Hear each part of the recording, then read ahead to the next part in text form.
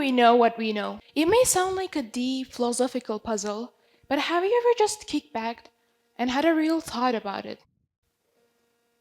Let me assure you, it's a lot of fun. Hi, I'm Zainab.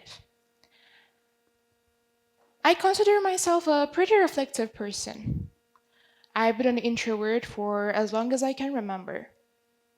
Small talk never excited me, and it was a bit of a challenge for me to make friends as a kid. I used to find comfort in listening to adults' conversations or staring out of the window, lost in my thoughts for hours. To be honest, nothing much has changed. You see, my biggest joy in life is simply noticing my thoughts, emotions, and feelings, understanding their complex nature, questioning them, and, of course, appreciating them. I'm constantly captivated by the human experience. My life philosophy revolves around being an observer in this chaos. In other words, in this world, observing myself, others, societies, nature, basically all that this life has to offer. That I think is partly due to my artistic vision. I'm a big abstract art fan and I really enjoy seeing life as one big abstract artwork.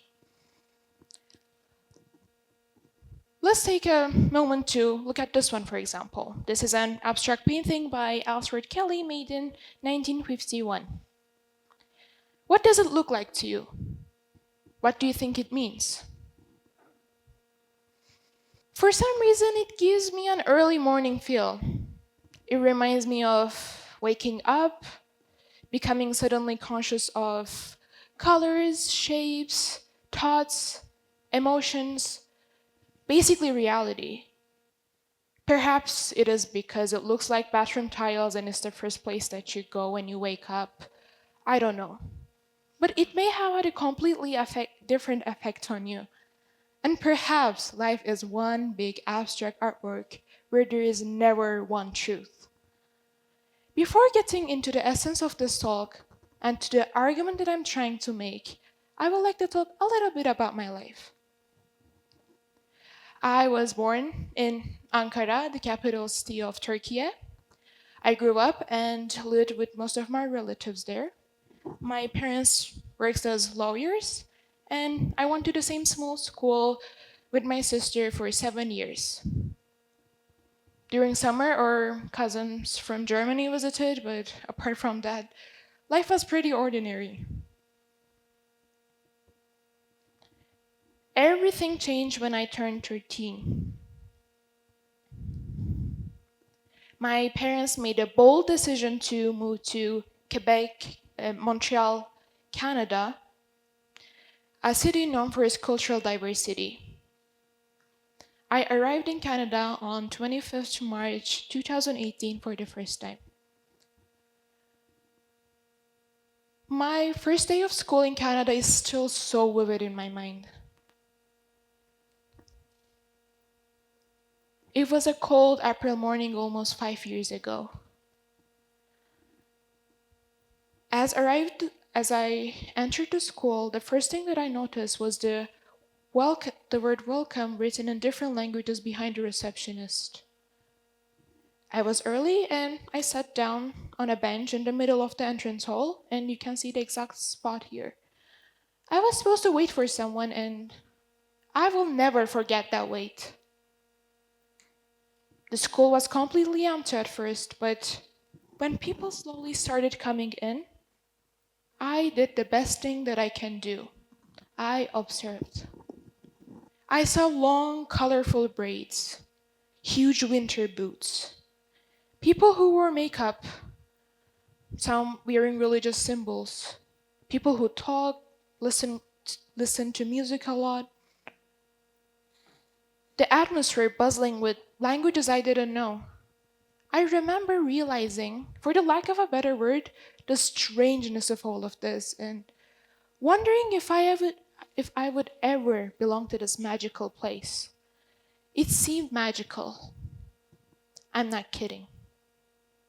It was the first time I met with people who spoke different languages than me, who believed in different religions, who dressed up differently, ate differently, acted differently. It was mind blowing to realize that life did not only consist of the city that I grew up in. It was also very challenging at times. Well, I needed to question many things that I thought to be true. After 1 month that I started school in Canada, a friend from El Salvador asked me a question. Would I marry a black man? Can you guess my answer? I responded with a resounding no way. She told me that I was racist, but I didn't even know what racist meant. As a 13-year-old, you would expect me to have a better understanding of racism, right?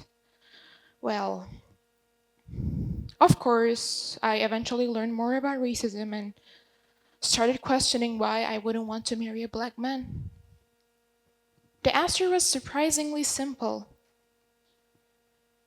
I have never met black people in my life before coming to Canada, and I have othered black people in my mind based on what I learned in Turkey.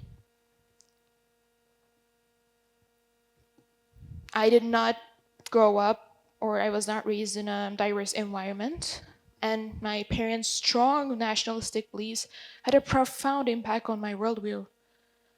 It was not until I came to Canada and met with people from all walks of life that I started realizing how wrong or just stupid some of those beliefs were. As challenging as it was, my reflective personality made it easier than one might expect for me to adapt to Canada. I quickly learned to live with diversity, and I like to say that I matured into someone who embodies respect and an inclusive attitude. Most of my friends were third cultures kids like me, and we share similar opinions about the beauty of diversity. Living in Canada was therefore easy. Being in such a diverse environment, everyone needed to respect each other's space and opinions. And I subconsciously started believing that this was the norm around the world.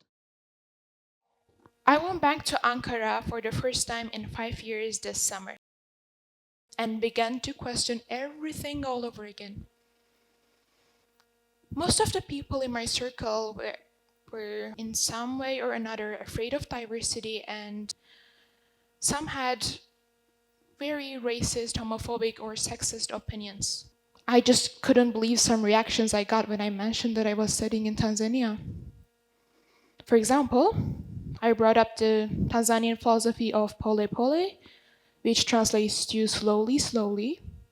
It reflects a relaxed and stress free way of life, which I'm personally quite fascinated by. But I was very surprised when I heard about an opinion suggesting that this was the norm for black people and the cause of poverty in Africa, relating it to laziness. I'm going to be honest, I harshly judged those peoples in my mind and had this illusion of superiority initially. As it turns out, I was not that open minded. And just to clarify, I'm still not entirely there. But one very significant and equally challenging thought came to my mind. Would I have similar beliefs if I never moved to Canada? Never studied in Tanzania? Never met with people from all over the world? God, it was a hard truth to accept, but it was probably true. It was, after all, a privilege to have lived in more than one country and to have experienced diversity. It was therefore a better idea to try understanding why an individual might be, for example, homophobic rather than simply judging them or getting angry at them. How could I expect people to be open minded if I was not open minded myself? How do we know what we know, anyways? I think to be able to think this way in our world is crucial today.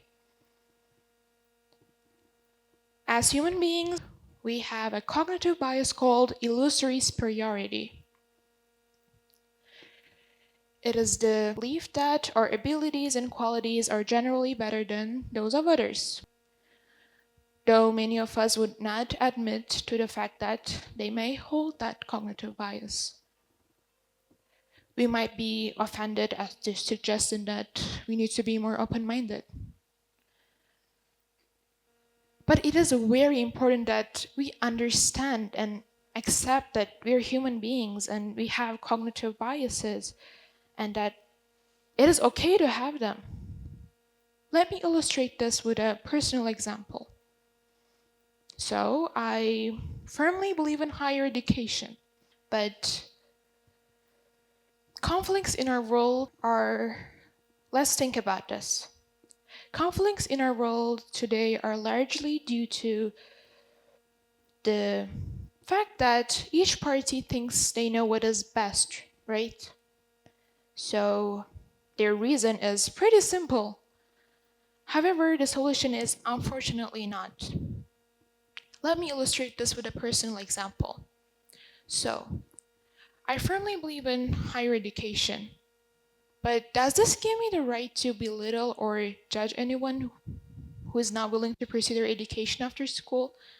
Who am I to think that everybody should follow the same path as me? Sounds absolutely right. But it's not that simple, as I said earlier. Even though I'm giving this talk about open mindedness here, I'm still going to unconsciously or consciously judge people who do not believe in higher education. Yep, I'm a human being. But it's all about recognizing this. The truth is that human experiences are very complex and unique. We all come from different backgrounds. We grow up in different countries, cities, cultures. We are raised by different families. Our beliefs, opinions, and values are influenced by our environment. And one thing about environments is that we do not choose them. Another is that each environment is unique, and therefore, so are we. If we want in any way a more peaceful future as humanity, I don't think we have any other choice but to get comfortable with different beliefs, opinions, and ideas. But really, really, we need to accept that we're human beings and we have cognitive biases, and therefore we need to constantly consider our privileges and think about how we got our unique set of values, beliefs, and opinions. And why do others have it different? Are ours necessarily any better than theirs? Or theirs any better than ours? How do we know what we know? Perhaps all we know is what is best for ourselves, and that's it. I don't know, maybe. What do I know, anyways? Thank you.